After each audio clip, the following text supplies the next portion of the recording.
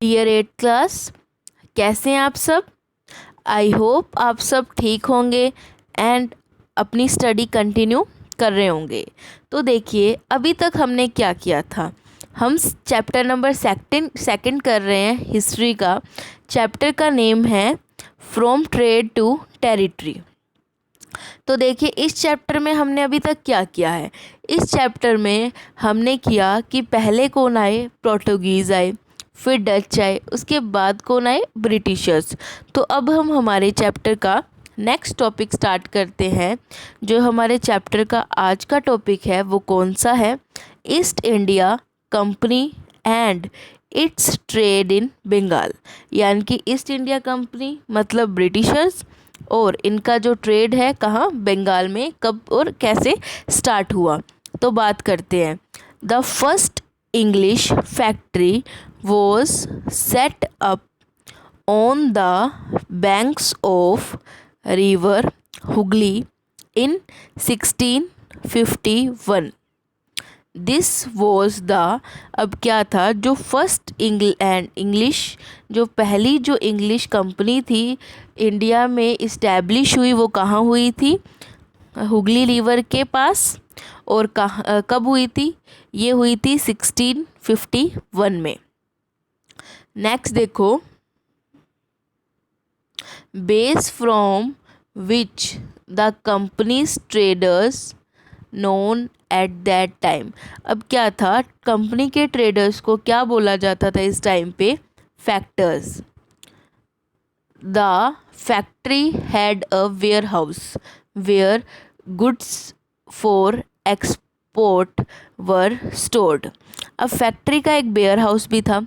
Ware house कहाँ क्या होता है, जहाँ पर जो गवर्नमेंट है जो एक्स्ट्रा राशन होता है, फूड सप्लाई होती है, वो स्टोर करती है। तो ब्रिटिशर्स की फैक्ट्री में भी क्या था, एक वेयर हाउस था जहाँ वो उन गुड्स को स्टोर करती थी जिनको उन्हें एक्सपोर्ट करना है। ठीक है, एक्सपोर्ट का मतलब यहाँ की यहाँ बनी हुई चीज़ को बाहर दूसरी कंट्रीज में भेजना। And it has offices where company official set as trade expanded the company persuaded merchants and traders to come and settle near the factory।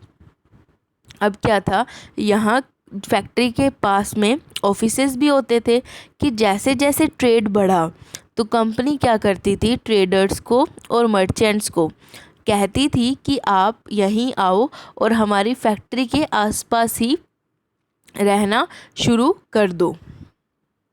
Next देखिए, बाय 1696 में क्या हुआ, it began building a fort around the settlement. अब क्या हुआ, जहाँ factory थी वहाँ लोग रहने लगे आकर, और यहाँ एक फोर्ट भी बनना शुरू हो गया। 2 years later it tribute Mughal official into giving the company rights over 3 villages. अब क्या था, ब्रिटिशर्स को ये क्या चाहते थे कंपनी वाले, कि ब्रिटिशर्स जो मुगल्स हैं वो हमें 3 जो विलेजेस हैं उन पर क्या कर दे, राइट दे दे। One of this was Kolkata, जो फर्स्ट थी वो कोलकाता थी, which later grew into the city of Calcutta.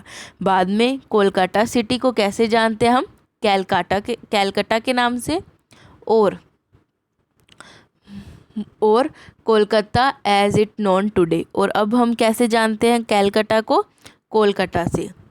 It also प्रेस्यूडेड, ये और किया गया क्या, the Mughal emperor Aurangzeb to issue a farman granting the company the right to trade duty free. और ब्रिटिशर्स ने औरंगजेब को क्या किया, फोर्स किया, ताकि औरंगजेब एक फरमान, एक नोटिस जारी कर दिया जाए औरंगजेब के द्वारा कि जो ब्रिटिशर्स हैं वो क्या करेंगे, ट्रेड करेंगे और ट्रेड पर कोई भी टैक्स नहीं लगेगा।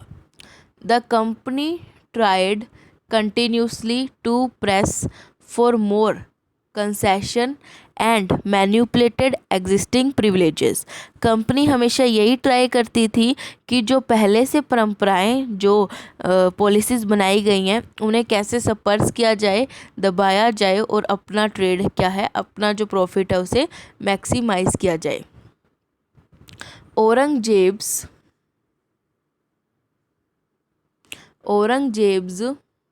कहाँ थे हम?